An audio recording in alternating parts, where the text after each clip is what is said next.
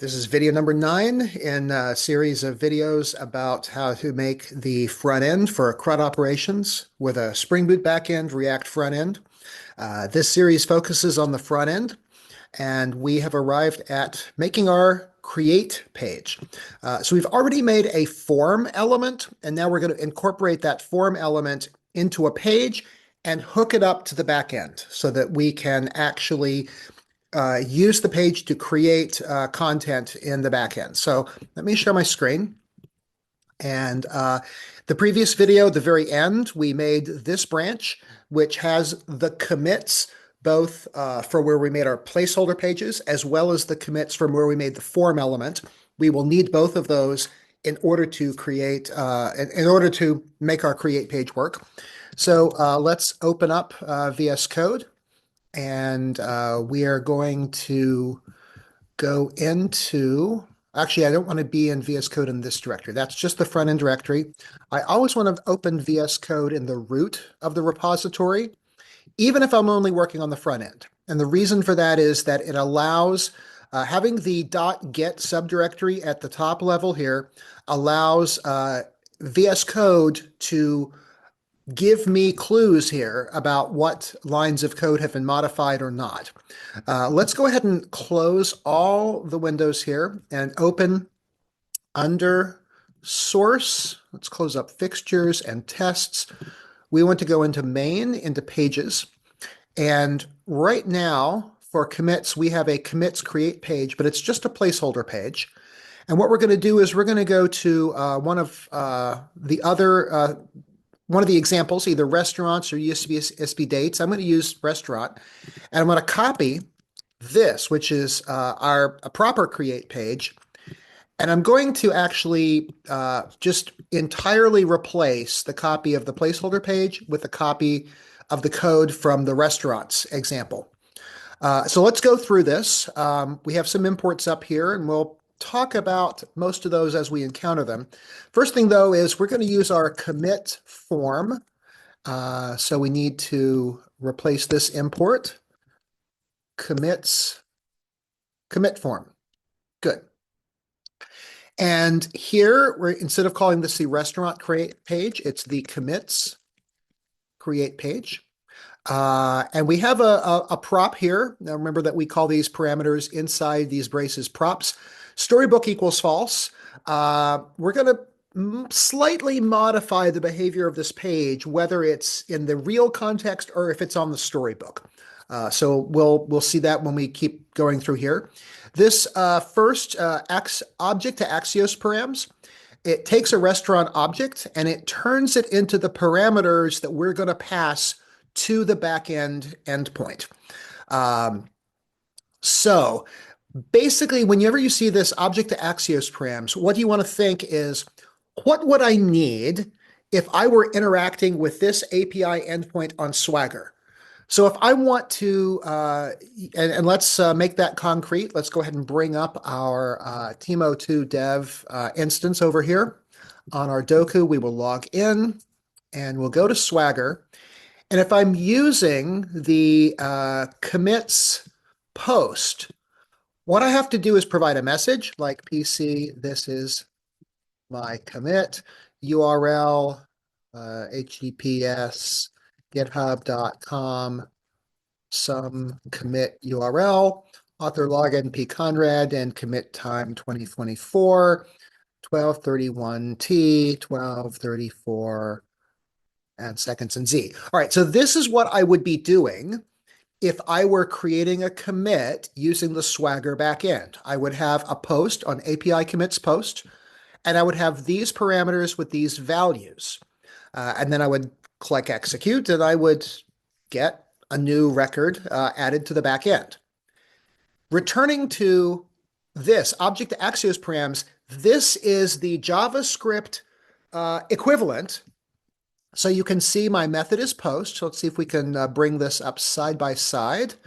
So here's Swagger, here's VS Code, and let's put these side by side. So you can see here is my object to Axios param. Here is my post.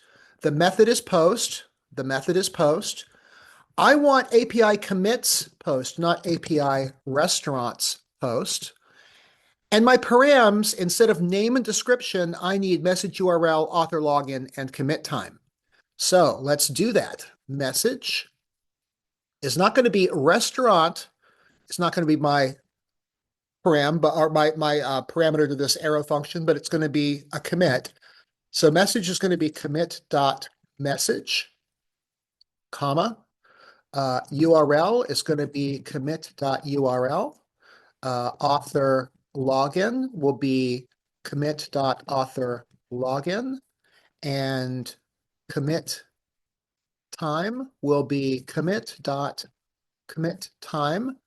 And that is it. That is how we change those lines of code.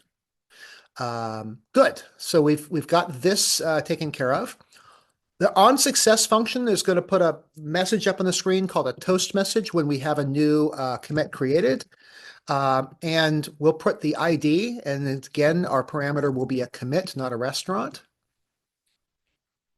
And let's, instead of printing the name, let's do commit.message.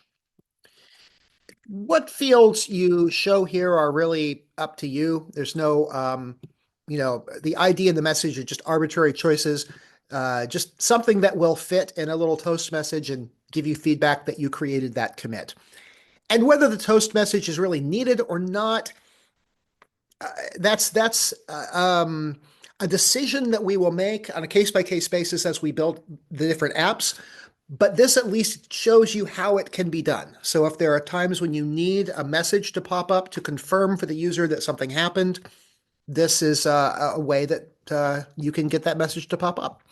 Okay, use backend mutation. This is where we're going to actually do the post, and it's going to mutation because it changes the state of the database in the backend. That's why this is a backend mutation. And when we make a mutation makes this key stale so that pages relying on it reload. We want to make sure, we'll see later that the index page is going to rely on using the API commits all endpoint. That's this one down here. API commits all. It's going to do a get on that endpoint. And when we do that get, we're going to cache the results using this cache key. And then we won't have to keep asking the back end, hey, are there any new commits? But anytime there's a mutation to the back end, like we added something, we deleted something, we're going to invalidate this key so that it retrieves the data from the back end again. And this is using React Query library. This is not every React application is going to be based on the React Query library, but we are, in fact, using that library. Our use backend, main utils use backend, let me just show you this, is actually a wrapper around the use query, use mutation, and use query client from the React Query library. Something that students sometimes fall into in working in this course is they have some problem and then they think that the answer is to modify the code here in use backend. That is almost never the right answer. Probably what you are, if you are tempted to make changes to use backend, it's probably because you're making a change that really should be some particular logic for some particular specific database table or some specific feature in the app, and you're putting that logic into this, which is very generic code that impacts every interaction between the front end and the back end. So if you are ever tempted to make modifications to this file, stop and maybe ask for some consultation with the course staff, people who know this code base a little better, because that's almost always the wrong answer. I'm not going to say never, but very seldom would you be wanting to actually change the code in this file. The code in this file, basically, where use query is the fundamental tool that we're using here. It comes from the React Query library. We've put a wrapper around it to basically make some of the error handling a little more consistent throughout the application. Otherwise, we would have to have all of this code repeated in every single one of the pages in our application that interacts with the backend. And the same with some of this error handling down here.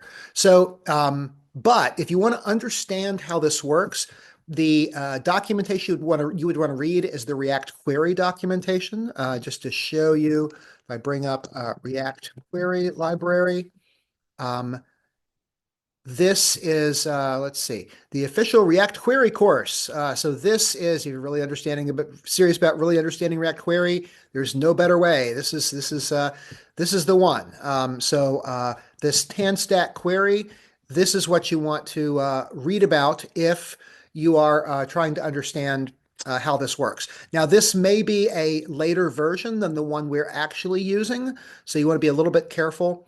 But that at least is the React query library is this one. Let's we'll just mention that and then we'll move on. So coming back, that's what this is. We want to make sure that when we mutate the backend, that and the mutation is something that would impact the commits table, invalidate this key so that the list of commits will refresh itself because we've added something or deleted something. All right, moving on. When we click the submit button on the create page, we want to call our mutation. And the mutation is this one. It's the one that uses this object to Axios params to do the post. If it is successful, we will navigate back to not the restaurants page, but the commits index page. And then finally, we've got what we're actually going to see on the table. There's a header one element, create new commit, and we're going to use the commit form. This is the form that we built in an earlier pull request, and that's it. All right, so now we have a commit page, a create page, and it should actually interact properly with the backend. And we've already linked it into our menu, so we should actually at this point be able to fire up Maven Spring Boot run. This is sort of the moment we've been waiting for.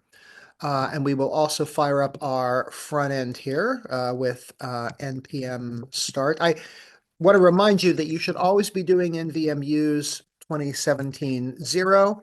Already did that in this window earlier today, but just to remind you, if you're starting fresh, npm start. All right, so we've got this. Go to 8080, log in. And where before, if we wanted to add something to the table, we would have gone to Swagger. I should now be able to go to commits, go to create new commit, PC. This is a commit. Let's do HTTPS. There we go. There's a fake commit. And then let's select today's date. It is 12:40 p.m. I would actually need to put this in UTC. So UTC is probably 8 hours ahead. So maybe it's like 1840, just 6:40 p.m. Create. And we get Axios error request failed with status 400. So this says there was a problem with communicating with the backend. Not sure what the problem is, but there is some problem and we're going to have to address that. So it could be a mismatch between the parameters that we're sending and the parameters that the backend is expecting. This is one of the reasons for the toast messages is that when that happens, you have some feedback. Now, one of the things we can do in this case for debugging is we can click inspect, go to the console, and very often we will see, this is the where you see error messages, sort of the behind the scenes error messages for your front end JavaScript code that is running in the browser. So we see here, by the way, this no routes matched location commits create. This is sort of a known bug in the way that we're interacting with React router and navigation. So that is a red herring. But this one is probably a real error. And let's see what it says. Error bad request. Request failed with status code 400. Um, and let's see if there's anything more. Um, Error bad request. So one of the things that can help here is to look at what the request looked like. If we go to this network tab, click create again, now we can see here's post, and we have this is the actual URL that was sent. And I am trying to see if I can figure out what would it be that would have caused this. Oops, sorry. Let me go back here. That would have caused this to fail. Since we can't see the whole thing here in this window, we can try to make this window a little bigger. And we can also see, okay, again, that is, oh, here we go. So here is, this looks like this is the full message here. And I'm just looking to see if I can figure out, oh, I wonder if it's that we don't have a Z on the end of it. Maybe that is the issue. And what if we add a Z? Does that fix it? Well, maybe not here. Method not allowed, 405 get. Right, because we can't do a post message like this interactively in the browser. So that's not going to work. But it is that Z that I think might be the issue. So let's come back over to VS Code. Now, as a reminder, this is not something that's likely to impact any of your issues. This is something that, because of the nature of commit times being a zoned, a date time with a time zone on them, we may need to append the letter Z on the commit time that comes from the form before we send it to the back end. And I am anticipating that that will give us some mutation testing problems. So as we did before, I'm going to do const add Z equals string, and that is going to be an arrow function that gives us the string plus the letter Z. Now there's another way. That would be how to do it with string concatenation. There's an even better way. Well, I don't know if it's a better way, but just show you a different way, which is to use the backticks and do this. What that does is this is a string expression. The backtick says substitute the value of this string and then add a Z at the end of it, and that's the result of the function. So I'm going to use that function down here. I'm going to do add Z on that parameter right there. By factoring this out into a function, it's going to make it a little bit easier to write tests for it later. With that change, let's see if our web page now works. We're going to go back to the home page. We're going to go to commits. I'm going to go to create. And create page. This is the Doku. I don't want the Doku right now. I want my local host. So here's my local host. Click create. And hey, look at that. This is a commit. Yes.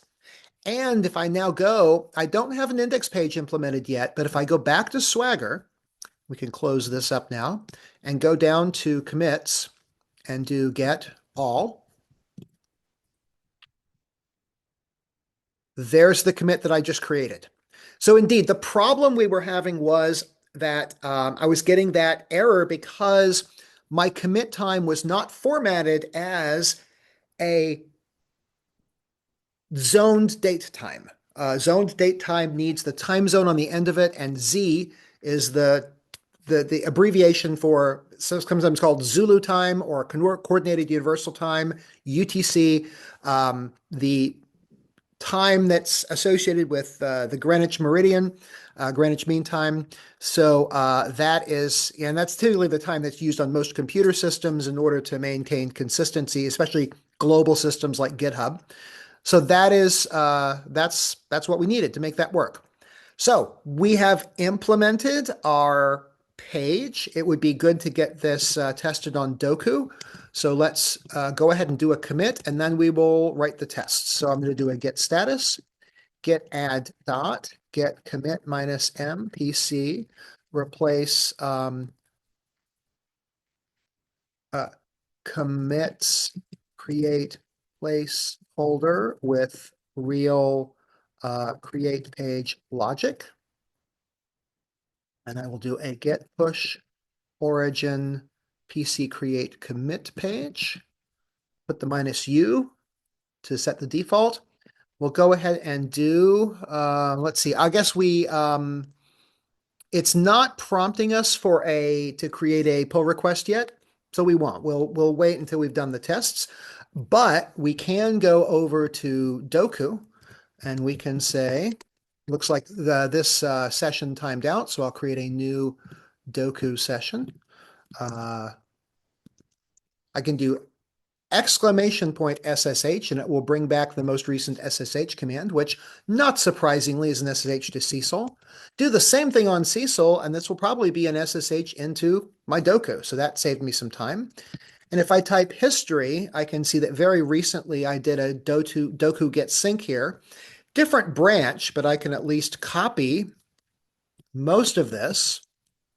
Oh, except I don't want that 498. Control A will get me to the beginning of the line where I can get rid of that. Now I just need to add on my branch. My branch is PC create commit page. Stick that on the end.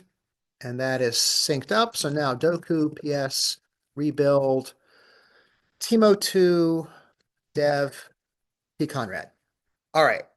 We'll be rebuilding this on Doku while we write the tests. So let's come back over to VS Code. And what we want is tests for a create page. Now we already have a file here under tests for the create page, the commits create page, but these are tests just for the, what do you call it? The placeholder page. We want to replace that with actual tests. So I'm actually just going to get rid of the entire contents, and I'm going to go into restaurants create page, copy the entire contents, plop them down in, and now we will work through this. So first, restaurant create page. I am going to go ahead and do a search and replace on restaurant create page with commits create page. I think that is a reasonable thing to do. Here, I'm going to change this by hand. Commits and commits create page. Now let's see. All the rest of this is going to remain unchanged. All of this is going to remain unchanged. Let me explain what's happening here. We're going to try to write some tests, and the tests are going to make toast messages, and the tests are going to try to navigate to another page. But we want to make sure that those tests happened. We want to make sure the navigation happened. And making a toast, navigating to another page relies on functions outside of the unit that we are testing. So just like we did in the backend where we mocked the database, we're going to mock the module that makes toasts, and we're going to mock the module that navigates to another page. And this looks very scary and convoluted, but it is the way that we do a mock. Just to kind of walk you through it very quickly, on line 12, Jest is our testing framework. Jest.fn creates a mock function, a generic mock function that can be anything and do anything. Actually, it does nothing at all until you tell it exactly what it is supposed to do. And then what we're doing here is we're saying we want to mock the functions that come from React Toastify. And if you look up here, React Toastify, actually it's not in this one, but if you look in our commits create page, the actual page itself, so let's go back to commits create page, you'll see that toast comes from React Toastify, And this is the function that makes one of those toast messages pop up on the screen. They're called toast because they pop up like toast pops out of a toaster.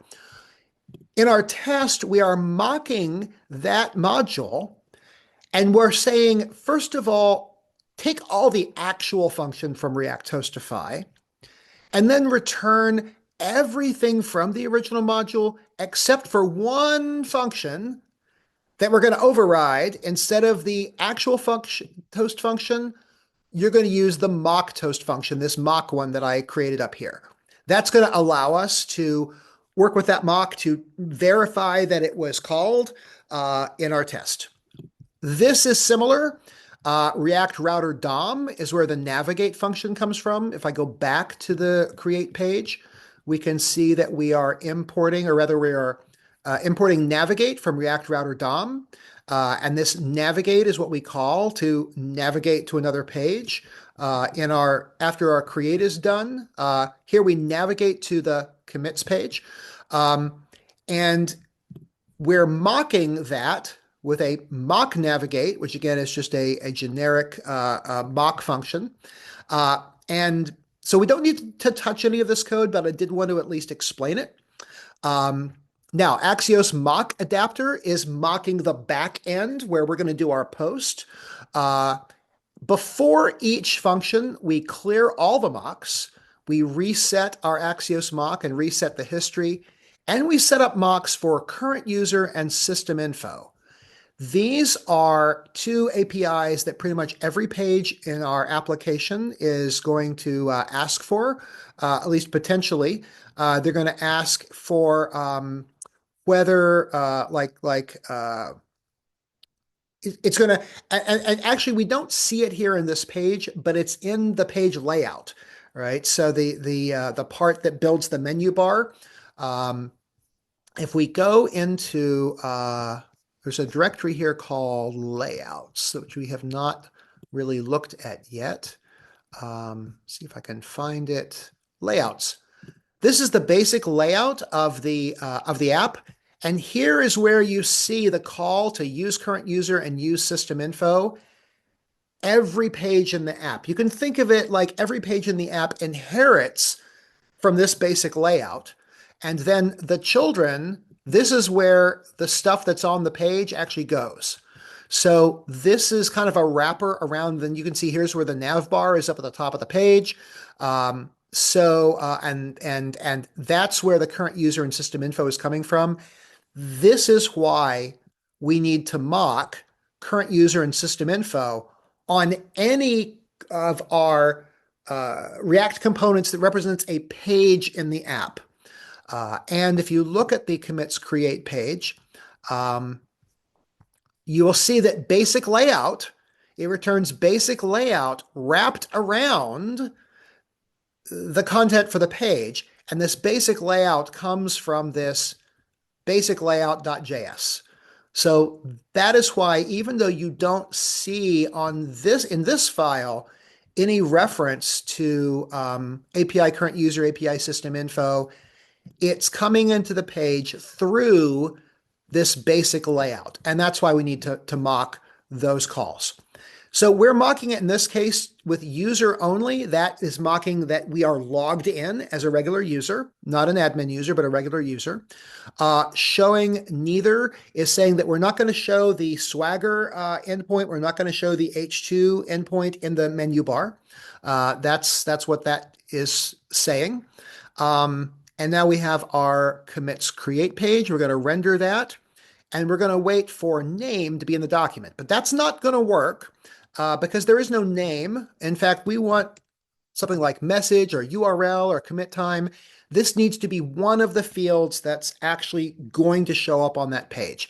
And this lets us know that the page is rendered properly. As I did before, let's come out the rest of the tests and see if we can just get that one test passing. So we'll go over here. Let's see. Yes, here's our front end directory. We'll do npm test. That one passes. So let's go one test at a time. That's how I like to proceed. So this test, it looks like we really have only one other test. So let's go all the way from here to the bottom and uncomment this test. And I expect at first that it will probably fail, and it does indeed fail. Um, Unable to find a label with the text of name. That's right, because this originally was a test for restaurants. And we can see here in this on submit makes request to backend and redirects to restaurants. We want ours to redirect to commits. We have a restaurant item here, but we want actually a commit. So one thing we can do is we could either import the fixtures and just use a fixture, but I think it's a little bit nicer to have the commit like right here in the test so that we can see it. But the fact that we have these fixtures means I can just go to commit fixtures, grab this and come back to my test and say const commit equals, paste that in, and now I have a commit. And so I could have just done commit equals commit fixtures dot one commit, but I think this is a little bit better because now we can see right here in the file the data that we're working with. Axios mock says on post to API restaurants, but no, that should be commits. On the post, reply with the data in this commit. And we're going to reply with a 202 status and then this commit. Off the top of my head, I don't remember what a 202 is, how it's different from a 200. Let's just remind ourselves, HTTP status code 202. Accepted indicates that a request has been received and accepted for processing, but the processing is not yet complete. Okay, well that seems okay. Yeah, not sure why we're doing 202 instead of 200, but I will leave that alone for now. Okay, so now we have our commits create page. We render the page, and then we have to wait for the page to fully render. So we want to look for something we expect to be on the page. And I'm going to use message instead of name because that's the first field on our form. And then we need to expect that to be in the document. This name input really should be now message input. We're going to need this for every one of our fields. Description input is now going to be URL. And we want to make sure that this label text actually matches the label text on the page. So let's take a look at our page. Now I just let's see. We want to go back to, are we still running? I think we're not running on localhost, but are we running on localhost? We are not running on localhost right now, but we are running on Doku. So I can use my Doku, this is team02. I can use my Doku instance to see what this form looks like. So create form, message URL, author login, commit time, and UTC. That's what I need in my tests. So URL is correct. Before we get, we're going to keep create because that's our create button, but we're going to need two more of these tests here. Message URL, this is going to be author login. And this one's going to be commit time in UTC. And what we're doing in each case is we're doing screen get by label text. We're getting the field by the label associated with the field. And so we want these variable names to match that. So this is the URL input, which we expect to be in the document. This is the author login input, which we expect to be in the document. This is the commit time input, which we expect to be in the document. And we expect the create button to be in the document. Now what are we going to do? Fire event.change is how in the test we pretend we are typing into these fields on the form. So fire event.change message input, and I want the target there to be this message, PC updated tests from controller. Now I could come down, let's see, where are we? Here. Instead of copying and pasting this value, I could put in the value commit.message, right? Because I have this variable commit. And that would be sort of a don't repeat yourself kind of thing. But it makes the test harder to read and understand. So there is a principle, don't repeat yourself. And it's sometimes called dry. Keep the code dry. Instead of having the same hard-coded string in two places, define it as a variable and use the variable in both places so that if it changes, you don't have to change it in multiple places. And that is a good principle for regular code. But it is often pointed out that when you're writing tests, you really want the test to be as clear and as understandable as possible, which means sometimes you don't want to dry up your tests. So in this case, I'm actually going to use hard-coded values because it's going to make it just a little easier to read. So we're going to need to change each of these. So I'm going to actually make 4 copies of this. For message input, URL input, author login input, and commit time input. And the target in each case, target, and then the value should be the values that I want to put into that field. So for the URL, I will update it. Actually, let me get just the, yeah, I want just the string there. I don't want anything else. So get that string and replace this value with that string and make sure that I've got the right number of braces. That looks correct. This value, let's get rid of actually the old values. These are going to be strings, even if the values are ultimately something else. So let's see. And that's another reason, yeah, here, Pete Conrad, that's going to go in here. And then this value is this commit time. And we're going to put that in here. Now, here we're going to take the Z off because we're not going to type the Z into the field. The Z gets added on later. So we're going to change that. Then we're going to click the create button. So fireEvent.change is how you simulate typing into the fields. FireEvent.click is how you simulate clicking the button. We're going to then wait for this Axios mock, which is the thing that's mocking the back end. We're going to wait for it to have seen at least one post event.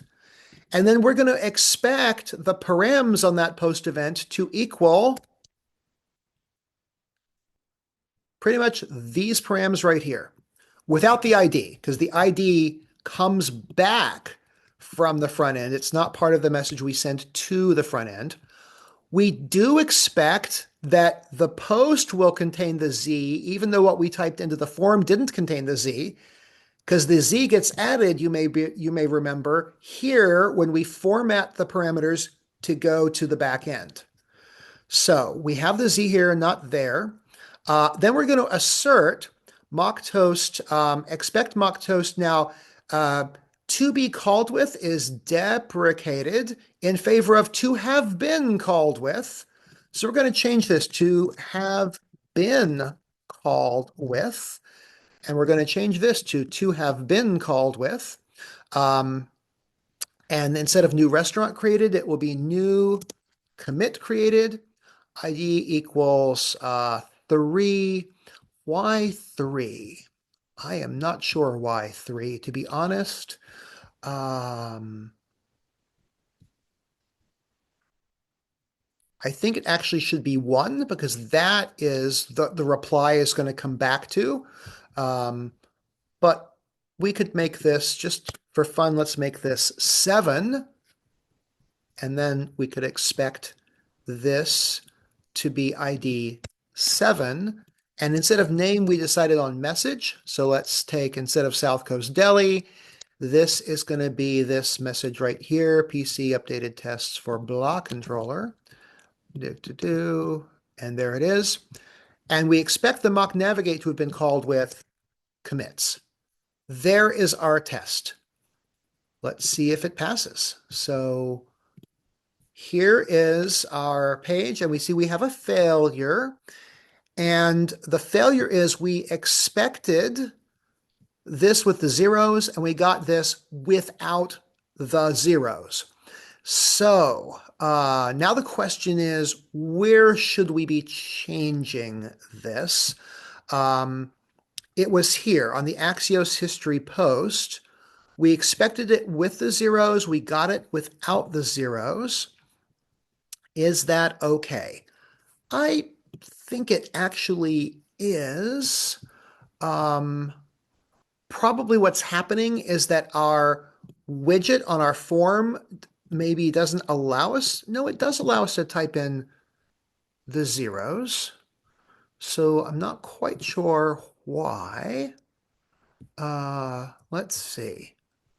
Did we did include the zeros here. Uh, and yet somehow when we got it out, the zeros didn't come out. Um, I think rather than fuss over it, I am just going to do that. And I think that will make our test pass. And it does. Now, this is a thing that might come back to bite us at some later stage, depending on, if this were a real application, that having the zeros, not having the zeros might be a bug. But for now, because we're not using zoned date times in any of the database tables that you are working with in this project, the students in the class, I'm not going to fuss over it. I just did want you to see, though, how we went about resolving that difference. Um, we're basically saying, gosh, I guess once the front end form communicates to the back end, even though there are seconds here, they seem to be getting left off. Actually, I have just one thing I'm curious about. What if I changed this to have 1, 2 there, and I changed this to have 1, 2? I'm wondering, and then this will probably, well, let's go ahead and put on the 1, 2, and let's see, would that fix it? And the answer is interesting. Now that I've added the 12, it wants 12 dot triple zero. I can actually live with that. So let's make this 12 dot triple zero. Those are the seconds. I'm much more happy with that because if we're going to have the seconds, we're going to have them. Um, yeah, I think that makes more sense. So our tests are now passing. So now what we want to do is do an npm run coverage. And that is good. We want to do an npm run format. And that fixed the formatting, npx ESLint minus minus fix dot. And let's see, one last thing. We're going to do npx striker run minus m. And this is really the only file that we changed so far, this commits create page. So I'm going to get the copy path for that, paste that in. And it says under a minute for this. And no surviving mutants. Okay, 100%. So let's do a get status. Let's do a get add dot get commit minus mpc. Commits create page and tests. Get push. And I shouldn't have to do the origin PC create commit page because I already did that earlier. Now, let's go back and look at the Kanban board and see if we have done everything that we're responsible for. So let's try to get, there we go. GitHub.com. Here's our repo. Here's our Kanban board. Create page for commit plus tests and stories. So we did this. We created the fixtures, form, and copy placeholders. When you navigate to commits create, there's a page that allows the user to create a new commit record. Yes, that is true. When you enter data in the form, it routes to the commits route for the index. Oh, we didn't check that actually, or did we? Let's double check that that is true. So let's come back over here. Let's fire up our back end with Maven Spring Boot run and our front end with npm start. And if we go to commits and do a create, I'm just going to do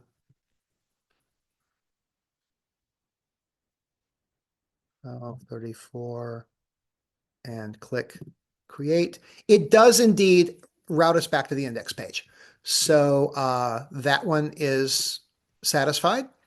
When you submit valid data, click submit. A new valid database entry is stored. Yes. The PR description has step-by-step for testing the new page along with screenshots. We haven't made the PR description yet, so I will not click this yet. And storybook entry for the new page. We did not make a storybook entry yet. So under front-end source stories pages commit, create a file called commit create page.stories, modeled after restaurant create page and use CSV dates create page stories. So I think we did do these, so I will go ahead and click these off. I would encourage you to actually read those and make sure that you did them, but I am confident that we have done all of those. This one we have not done though. So let's return to VS Code and we'll close up pages for the moment and utils and fixtures and main and test, and we're going to focus on stories. So we actually want to go under pages and we need a new directory here for commits. And we're going to look under restaurants. Restaurant create page stories is the only one we're going to put in right now because it's we have only done the create page. We haven't done the others yet. And we'll call this commits create page. And we're going to go in here and instead of the restaurant create page, this is going to be the commits create page. And this will be commits, and this will be commits create page. This again will be commits and commits create page. This will be commits create page. Commits create page. And now API current user, we're going to leave that alone. API system info, we're going to leave that alone. But the post, we want this instead to be the commits post. And that's it. It's that simple to create the storybook entry for the creates page. So there's sort of no reason not to do it because it goes pretty fast. Let's make sure that it works. So we'll do npm run storybook. This is done in our front end directory. And we're looking now down under pages, under commits, commit create page. And here is our default. And if I put in foo bar fum and then put in a time and click create, I see new commit created, ID undefined, message undefined. And I think that the reason for that is that the, if we look in back here, this is returning empty JSON. If we actually went in here, and we could probably improve this by doing import, let's see, commit fixtures. And if instead of returning an empty object, we returned commit fixtures dot one commit, then I bet now, if we go into this page and do foo, 35, create, oh, I need to, there we go, create. Yes, you see now we get ID 1, PC updated test for block controller. Notice it doesn't match what I typed in here. And that's because in my storybook, where's my storybook entry? We only have the opportunity to kind of hard code what's here. We don't have access to the internals of the commits create page. We kind of have to fake it. But that at least shows us how what's coming back from the back end, even though it's fake, gets displayed in the toast message. So, so we actually took the sample code from the restaurant create page stories and improved it a little bit. You don't have to do that in your when you do your work on this project, but just to show you how things work, that is how you would make that work. All right, so now we have a storybook entry, and we also have over here. Now this is saying commit fixtures is defined but never used. That's an ESLint error, but I think that's probably out of date. I think if we now do npx ESLint minus minus fix dot, I think at this point, yeah, we're good. This just popped up because we imported it and we hadn't used it yet, but now we have used it. Let's do again npm run format and do a get status, get add, get status, get commit minus mpc add story book entry for commits create page, get push. And I can just do get push because I did the -u before when I did my first push to origin PC create commit page. I believe we are ready for a pull request. So let's pop back over. Let's close some of these tabs. This one will actually keep open because we can navigate to our repo, compare and pull request. And oh, can't automatically merge. This is going to be interesting. We're going to have some merge conflicts on this one. So let's see, create commit page. What do I want here? I think what I want is to say closes, # create page for commit plus tests and stories. I think for a change, I actually, the one I wanted popped up. So closes 95, merge after, and I'll say to do, fill this in. I know that this one has to be merged after some other PRs that are in the queue. In this PR, we replace the placeholder create commit page with, actually it should be commit create page, either way, with a working create page for commits. Storybook entry to test, log in to this Doku instance, and I'll make this make that a heading. I'll say log into this Doku instance and let me get that Doku instance where we already deployed this. That is team02 dev p Conrad. It's tempting to suggest having people navigate, like giving them this link is tempting. That doesn't work because if you're not logged in and you try to navigate to that link, it just won't work. It would be great if we could fix that. What a lot of applications will do is if you try to go to a link that requires login, it will redirect you to the login page. And then when you're logged in, redirect you to the original page that you were trying to get to. You have to build that into your application, and we don't have it in our code base, at least not here. So I'm going to use the URL for the home page because the user will need to log in to test this. So log into this Doku instance. Then number 2, navigate to the create page for commits, fill in the fields, and then 4, click is it submit? What does it look like? click, oops, I think I stopped my front end. So let's start the front end again, npm start. Okay, commits, click create. Back to here, click create, check the API commits all endpoint with Swagger to see if the new record is in the database. So that's how you would test it.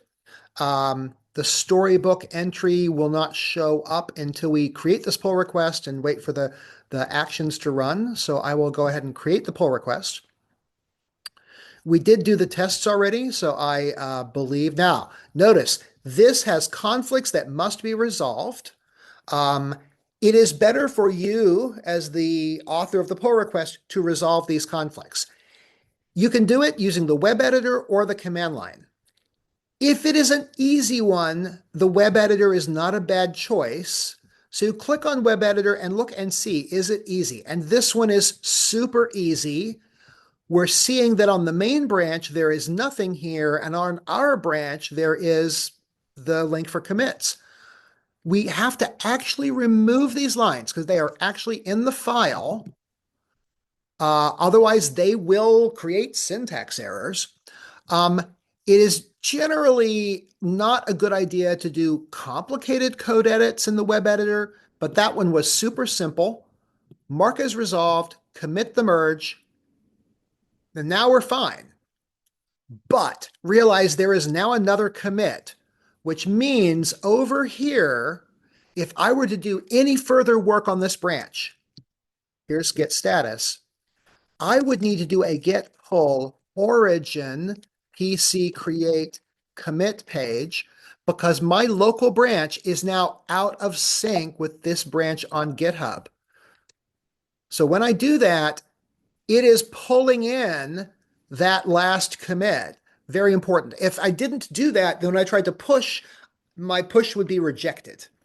And if I did a force push, I would lose the commit I just added that resolved the merge conflict, which is this last one down here, merging the branch main into the commit page.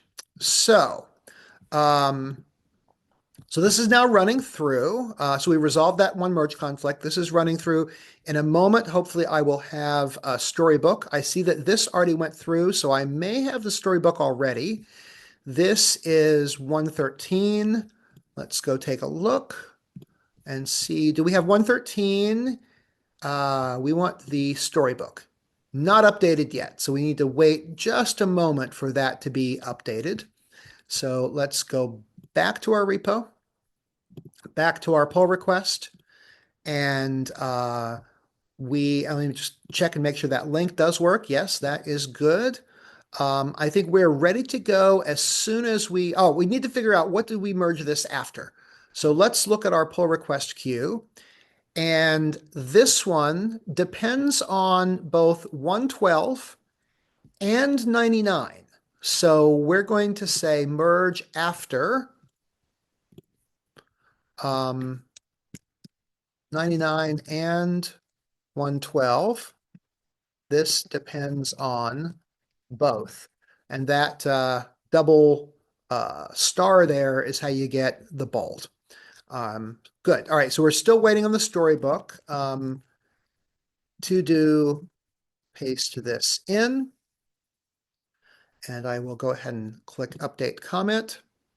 And see an X there, but I think is that my latest commit or is that, it might be my latest commit. Let's see what we've got.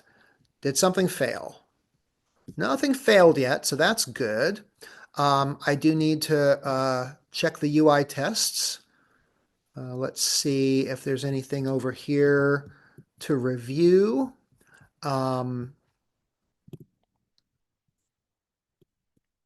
Accept, this is my new create page. Accept.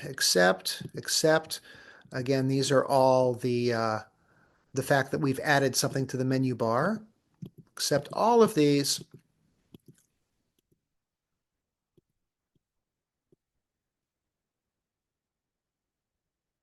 And hopefully that takes care of that.